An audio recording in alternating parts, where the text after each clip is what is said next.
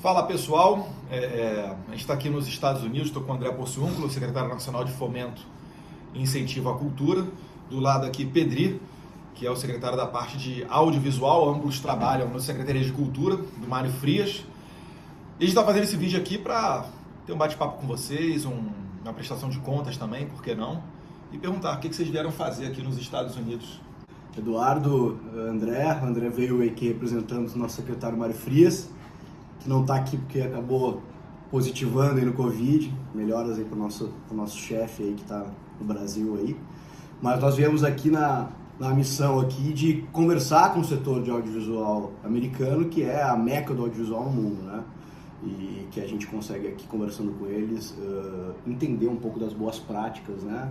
E daquilo que faz do audiovisual americano aí o mais importante do mundo, como eles desenvolveram esse mercado, principalmente nessa questão mais comercial, né? O audiovisual brasileiro, que hoje é montado em cima de uma ideia de fomento, que é praticamente um sustento, né? E uma ideia de proteção do mercado, que é a questão da cota de tela. A gente veio estudar aqui como eles fazem, para tentar fazer com que o audiovisual brasileiro chegue mais na casa das pessoas, né? Chegue mais naquele cidadão comum, naquele homem comum, que possa desfrutar aí de bons filmes, né? De boas produções de audiovisual e de plataformas de streaming. E aqui também a gente, desculpa, a gente foi no Consulado Geral também do Brasil, que toma conta aqui da parte sul da Califórnia, os estados aqui na lateral, Nevada, enfim, outros estados também, Idaho. E a gente teve um contato com uma pessoa que trabalha aqui em Hollywood, trabalha nessa área da produção de filmes, campanhas, etc. Enfim, como é que acontece aqui nos Estados Unidos? Se você faz um filme que não é rentável, que não gera bilheteria, o governo continua pagando para vocês, sustentando?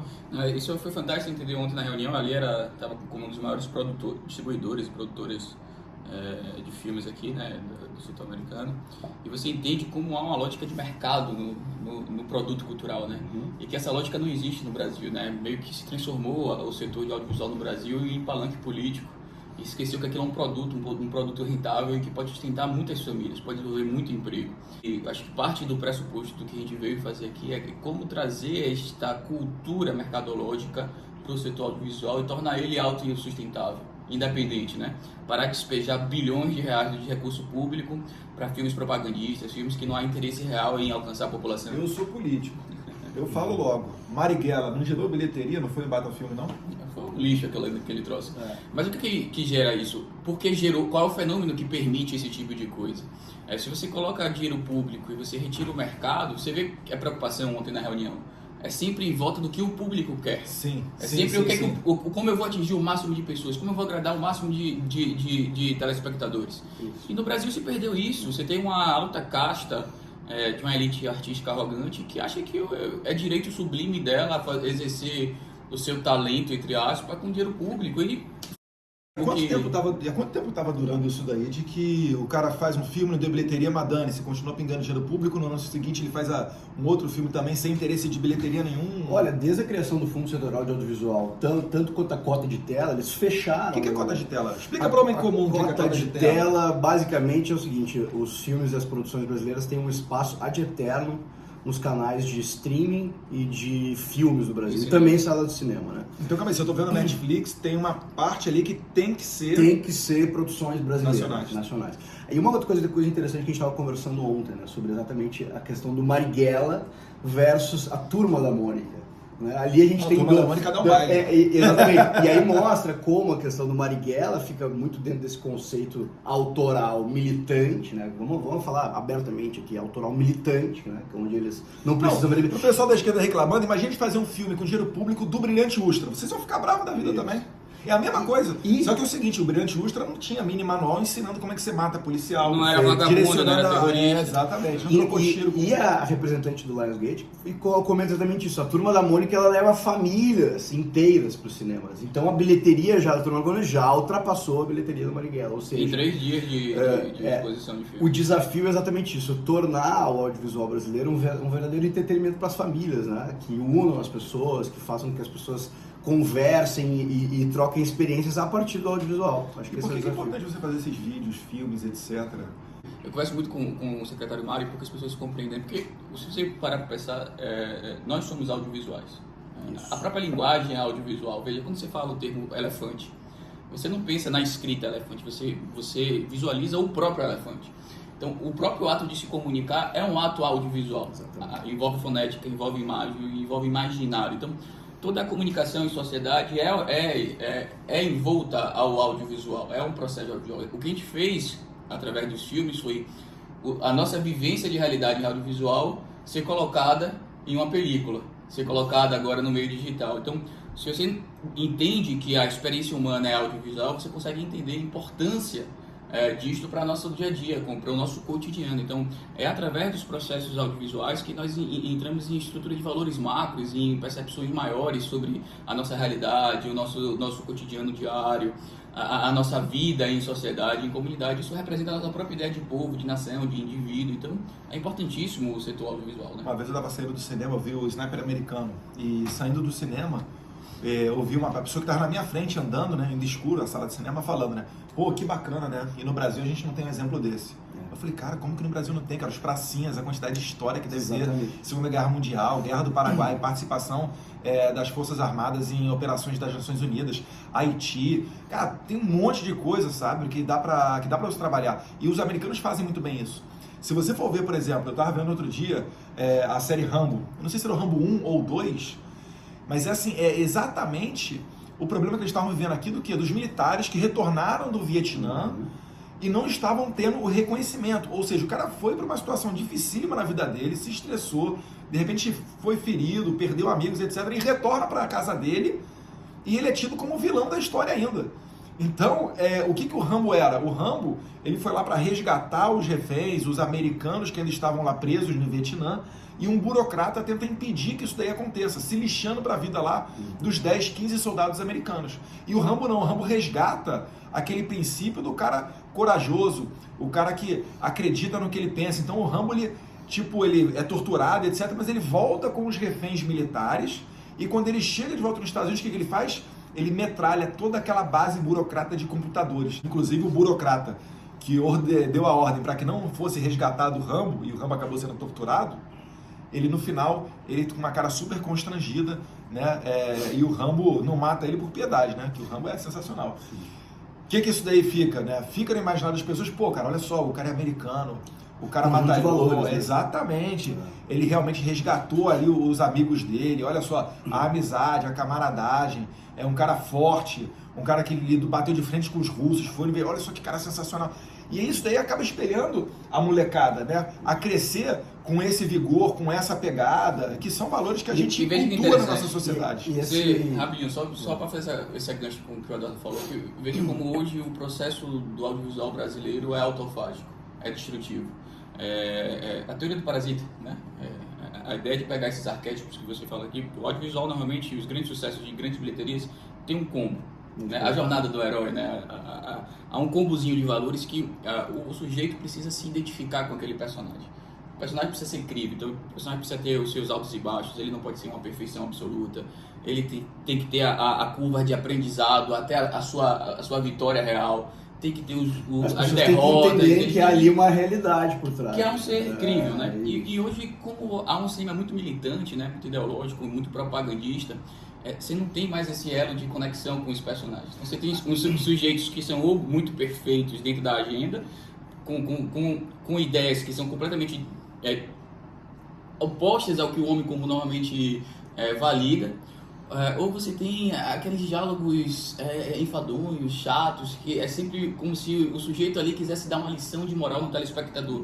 E o telespectador não vai pro cinema para ganhar a lição de moral. É amoral, né? Na verdade, como a ideia é sempre criar um mal-estar para tentar, através de uma disrupção, transformar as pessoas, né, de uma moralidade onde elas vêm com muita resiliência da ideia de transformar, eles causam mais mal-estar nas pessoas, por isso que as pessoas trocam de canal, as pessoas não compram um bilhete no cinema, né? As pessoas não consomem aquilo, né?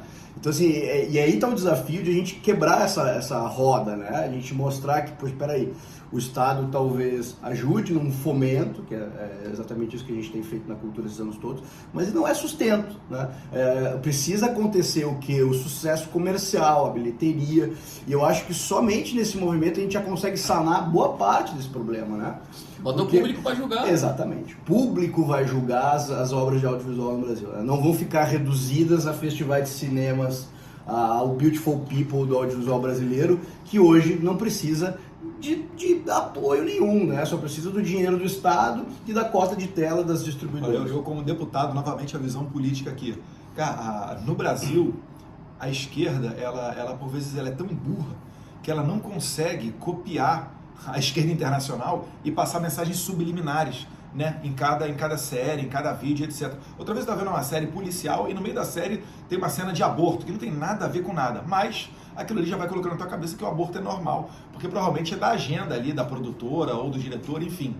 E a esquerda no Brasil, não, a esquerda, ela chega com as 4 patas na tua cara, né? O filme é sobre o Marighella, é um cara que é um terrorista assassino, né? Que ensina e incentiva você a matar policiais e militares, né? Matou policiais, inclusive, e, enfim, já querendo te convencer de que aquilo ali é o bom, ao invés de ir nas mensagens subliminares. Eu tava vendo essas duas séries que a gente teve na Netflix agora, uma sobre a Von Richthofen e outra sobre a mulher que esquarteja o marido, a Elise Matsunaga. Então, assim, glamorizando o terror, né? Porque para a esquerda, gente, o que acontece? O Marighella fala isso.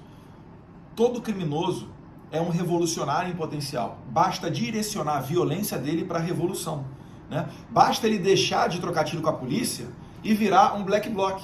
Você que está me assistindo, você nunca imaginou ir para a rua e incendiar a porta de um banco, em fechar com pneus a estrada? Você ficaria super constrangido em acabar com esse direito de ir e vir das pessoas numa rodovia.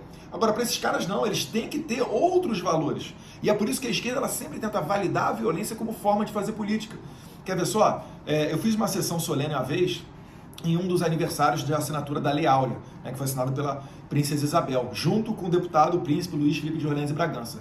No meio da sessão solene na Câmara entrou um movimento negro protestando.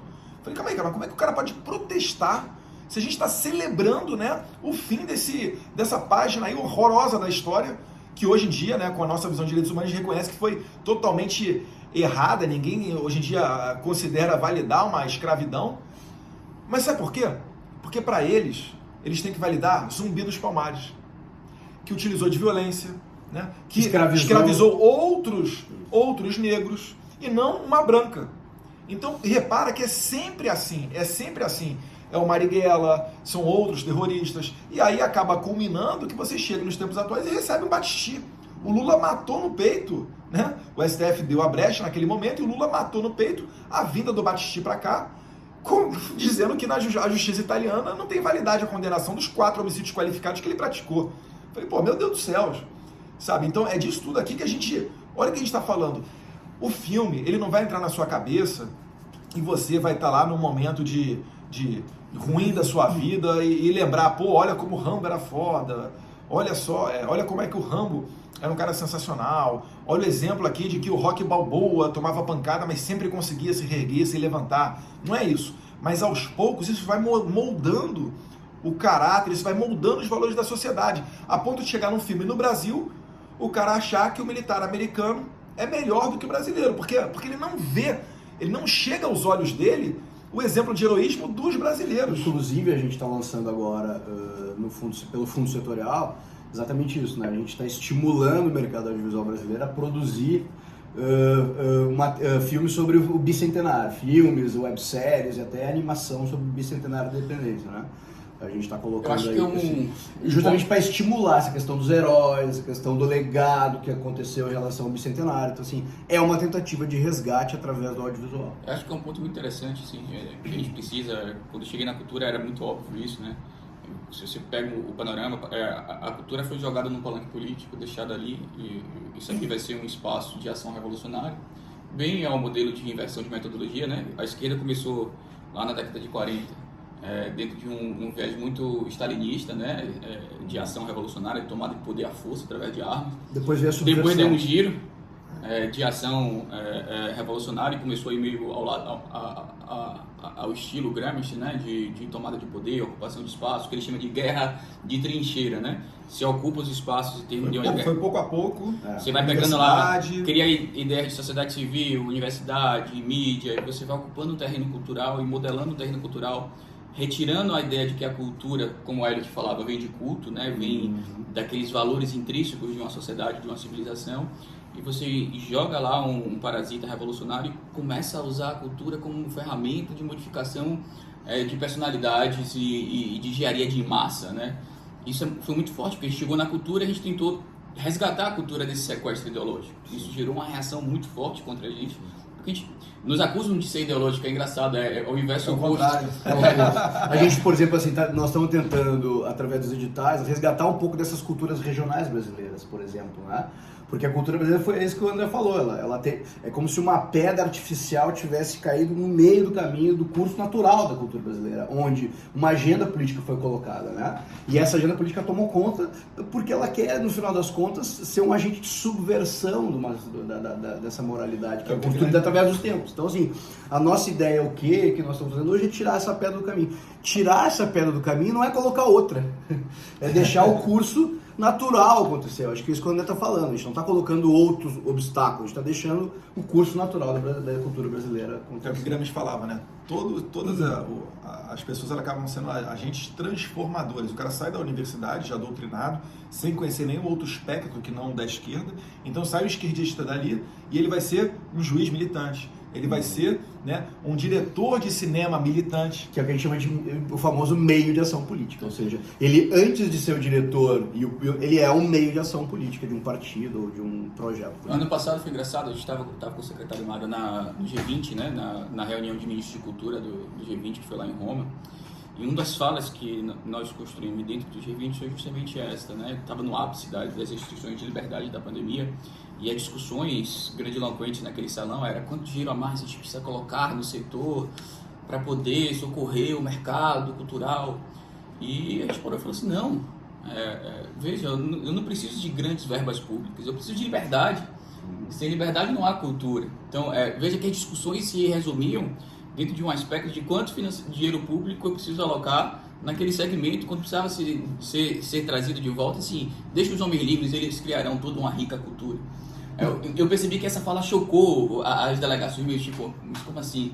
A gente está aqui para debater quanto de dinheiro público, isso é meio cartorial, né? Não, eu botei $1 bilhão, eu botei $5 bilhões. Não, deixa as pessoas livres, os valores das pessoas, eles vão produzir cultura, não é o Estado que vai produzir cultura, entendeu? Inclusive, é importante para o público saber que hoje está em curso mais uma artimanha desse sentido, né? Que é a taxação das plataformas de streaming, do VOD no Brasil, ou seja, cobrar imposto em cima de Netflix e de outras plataformas de streaming. Agora, não é só o cobrar imposto, que para nós, como governo conservador liberal, seria trágico, né? É cobrar o imposto e criar um novo manancial de financiamento, dinheiro público, ou seja, fazer com que esse imposto seja diretamente colocado para manter as produtoras culturais, e aí de novo essa história de manter, sustentar para essas produtoras não precisar vender nenhum tipo de bilhete. É engraçado, porque é sempre assim, deu errado, qual é a solução? Mais dinheiro.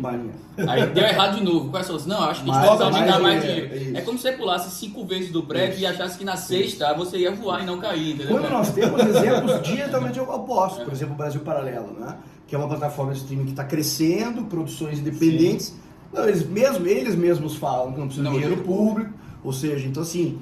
E saiu do zero, né? Foi do chão, porque percebendo esse domínio da esquerda, que sempre faz tudo direcionado, né? Tudo com aquela visão de mundo deles. Eles não, acabou que o Brasil Paralelo ele teve a grande sacada empreendedora, que foi o que? Foi perceber que tem uma lacuna na direita, uma lacuna de pessoas sedentas por outro tipo de informação, outro tipo de conteúdo. É igual a Jovem Pan no jornalismo também. Quando ela permite que o Augusto Nunes, a Ana Paula Henkel, o Fiuza, o Brown, o José Maria Trindade, desde que eles falem, né, sobre assuntos que ninguém está falando, por exemplo, efeitos colaterais. Eu assisto Jovem Pan para assistir ali o Fiuza. Esse vídeo vai ser banido do ar, viu? Mas enfim, Da picadinha, da picadinha. Da picadinha. Da picadinha. Poxa, porque quase ninguém fala sobre isso daí. Até porque quem ousa falar acaba tomando uma banida nas plataformas. Eu tomei 7 dias de suspensão no YouTube, né, por ter falado, por ter simplesmente postado o vídeo o Dr. Corey no Senado americano, numa audiência pública, ele falando sobre os efeitos benevolentes de outra coisa que não... Mas você também é negacionista, né? Ele falou um remédio lá enfim, e apresentou os estudos. Tomei 7 dias de bloco. Eu falei, cara, eu tava achando que tava compartilhando informação, né? Meu Deus. De um médico renomado, uma equipe toda por trás dele. Ele fala no vídeo lá, uns 8 minutos. 7 dias de suspensão.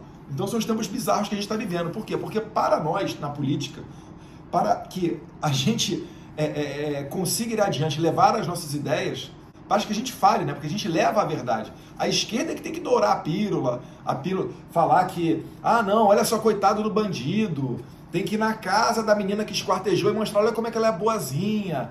Eu sei que tem uma vida humana por trás daquilo dali, mas será que não tem uma vida humana também por trás do cara que ela assassinou? Olha só o problema todo. Será que a gente vai ficar enaltecendo as pessoas que matam os outros? Não, tem o ser humano ali, mas essa conduta é totalmente reprovável. Não é essa pessoa que tem que entrar na televisão na nossa casa como uma pessoa boazinha, sabe? A esquerda tem um trabalho praticamente impossível de ser feito, sem muito dinheiro, muito processo artificial, que é destruir a percepção das pessoas de bem e mal. Eu dou então, assim, botar o Lula como herói aí. Injustiçado o Lula, nossa. É muito difícil, né? Então, assim, é uma guerra constante contra os fatos, contra a realidade, onde eles precisam ter o controle absoluto de tudo para poder conseguir implementar algum tipo de política que interessa. Pode ter uma voz concreta. Você vê várias técnicas de remodelamento mental, né, cognitivo. Você tenta reestruturar o campo cognitivo da pessoa, o duplo pensar realmente, né? O livro é fantástico, nunca leu, tem que ler, 1984. Tem uma parte que o Orwell é muito feliz na definição dele, assim, os mais alto escalão do partido são os sujeitos que mais fielmente acreditam no duplo pensar, mas contraditoriamente são os sujeitos que sabem que estão mentindo. Então o sujeito precisa mentir e acreditar na mentira dele. Esse processo causa uma dissociação cognitiva com a realidade que afeta toda a sociedade, né? Tem um livro... doença, né? É uma doença. Eu vou falar agora. Começa a criar, as pessoas começam a ter gatilhos emocionais totalmente imprevisíveis, porque a realidade não conduz mais esses gatilhos, né? Tem um livro que conduz um tipo de pensamento, um domínio de narrativa absolutamente amorfo. Esse livro, Peneurologia, fala sobre isso, né? Psicopatas no Poder. Ele explica como há um processo de radiação de cima para baixo, em que quando a elite burocrática e política de um país, como no regime de esquerda nazista, ou fascista, ou comunista, em qualquer um dos três, toma o poder, você rompe com as estruturas morais de uma sociedade, isso se infecta em toda a camada social e as pessoas já não conseguem mais perceber os valores morais. Então há um efeito de contaminação, quase como se fosse um vírus mesmo, de cima para baixo. Esse livro é fantástico, precisa ler, e é exatamente isso. Você destrói a percepção de realidade, você destrói a capacidade de pessoas. Olha o poder, né, disso que que o André Porciúncula está falando aqui. A gente fala soft powers, né? Esse negócio de você acha que é um filme ingênuo, você acha que são só opiniões jornalísticas, etc. Na verdade, todo esse soft power, né, todo esse, ao pé da letra, a tradução, esse poder macio que você não consegue às vezes até sentir, como é que isso vai moldando a sociedade, como é que isso vai...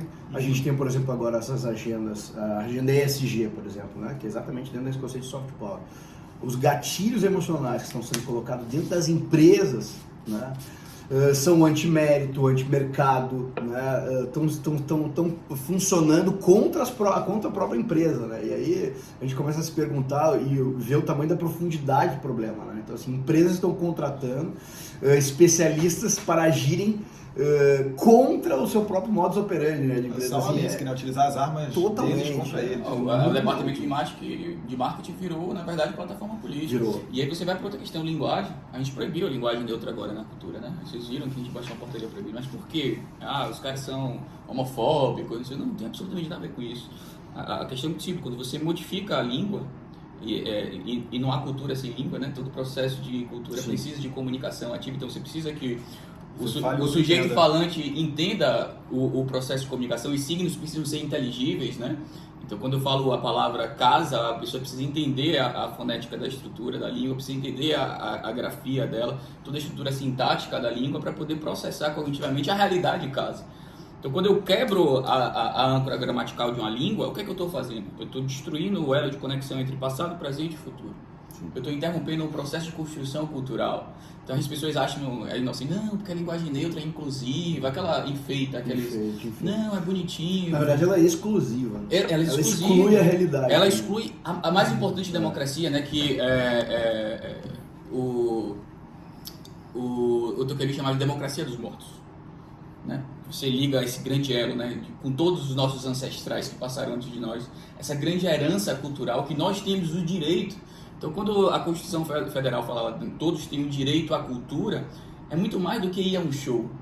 É muito mais do que ir para uma festinha de Caetano Veloso de assistir um filme idiota do Wagner Moura. Cultura está realmente dentro dessa herança civilizacional, a ideia de país, de nação, de povo, a nossa identidade como indivíduos. Então, quando você interrompe o processo de linguagem que permite a construção dessa cultura e a divulgação e a herança dessa cultura, você interrompe o processo de exercício da cultura. Então, que é a transcendência em si, né? Como se todo mundo que nascesse um novo Adão e uma nova Eva. Né? Do zero. Fácil de programar.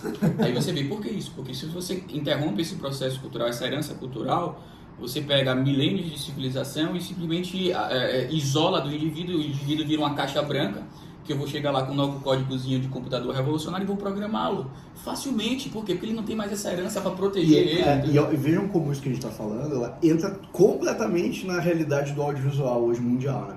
Se a gente pega exatamente isso que tu começou a falar de linguagem, traduz para a questão de mudança de eixo antropológico, basicamente o que eu estou falando é o seguinte: vejam nas produções audiovisuais, nas séries Netflix, como o papel do homem passa de linha de frente para uma retroárea absolutamente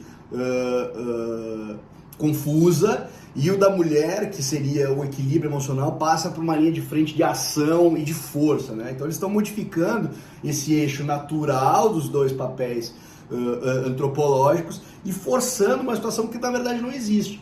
Isso causa uma confusão principalmente nas crianças, né? As crianças que são alvo hoje de uma ideologia muito agressiva nesse sentido, porque hoje elas conseguem perceber o seu corpo apesar de todo esse massacre midiático. Porque o que acontece hoje? Hoje uma criança de 5, 6, 7 anos, ela está sendo estimulada a não reconhecer o seu corpo, a não reconhecer essa sexualidade, onde estão dizendo para ela que a sexualidade é uma questão de construção social, né? Isso causa lesão cognitiva em crianças e jovens, né? Faz com que ela não reconheça o mundo.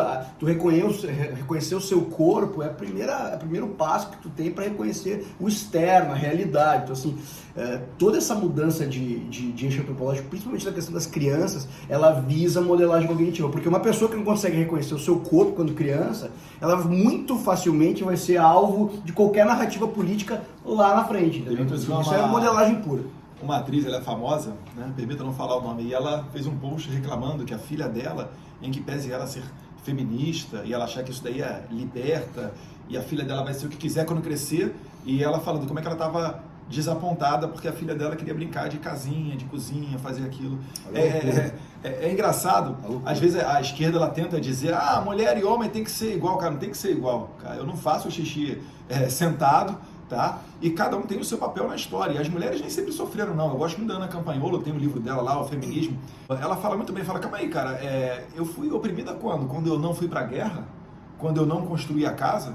Quando na Revolução Industrial eu não trabalhava 20 horas por dia? Entendeu? Então, assim, a nossa sociedade, ela foi modelada de maneira a respeitar essa naturalidade. Por exemplo, a Noruega, que é um país de referência para essas feministas, se você entra no hospital, a maioria do corpo dos profissionais de saúde são mulheres, né? As enfermeiras, os auxiliares, as médicas, que etc. Tem sensibilidade. Exatamente, por quê? Porque normalmente ela é que gera a vida, ela que fica gestando aqui, né, o bebê que vai sair. Então, naturalmente, ela gosta, ela vai para esse campo. E ela não vai para o campo da construção civil. Você nunca vai ver uma feminista defendendo cota para pedreiro. Você nunca vai ver isso daí. Por quê? Porque é um trabalho que exige muito do vigor físico e os homens são naturalmente, né, geneticamente, têm uma força maior do que as mulheres. Tanto que existe a Lei Maria da Penha para proteger, porque reconhece que realmente na força física a mulher perde para o homem. Isso daí não é preconceito, isso aí é reconhecer o natural, o óbvio. Agora notem que no audiovisual eles conseguem fazer um pouco essa confusão. Vamos pegar uma série, por exemplo, ali, Walking Dead, né? Onde, não sei quem assiste aí um pouco, mas pode notar a diferença da série de uns anos pra cá. Onde todos os grandes guerreiros que eram homens saem de cena para uma leva de guerreiros femininas, ou seja, eles conseguem modificar um pouco essa realidade que é natural das coisas, né? Bota Só que só que aí vem aquilo que nós estávamos comentando lá no começo, né?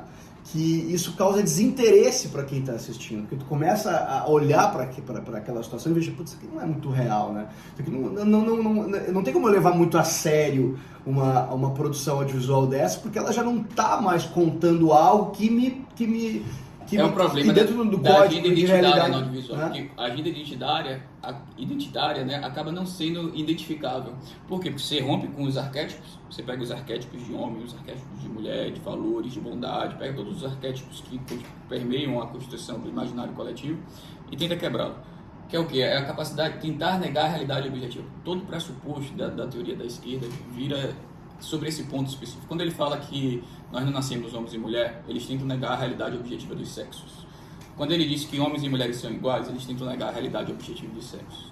Então toda essa construção de ruptura com esses arquétipos é o quê? A capacidade e a possibilidade de dizer que 2 mais 2 são 5, ou 6, ou 7, ou 8, dependendo do seu interesse. E aí vamos trazer um pouco para a realidade de hoje. Nós temos o quê? Uma pandemia, onde regras e mais regras estão sendo colocadas na sociedade. E aí a gente começa a se perguntar, as pessoas estão cumprindo essas regras, elas estão questionando essas regras? Né? O jovem hoje, que é principalmente esse jovem aí, que hoje está com 20, 15 anos, eles têm questionado essas regras, ou eles só estão obedecendo essas regras bovinamente? Então assim, esse é um processo clássico de modelagem cognitiva que está acontecendo desenfreadamente. O Chester tem uma frase interessante que ele fala que a mentalidade revolucionária é uma insurreição contra autoridades formadas e uma submissão avassaladora sobre qualquer tipo de não autoridade.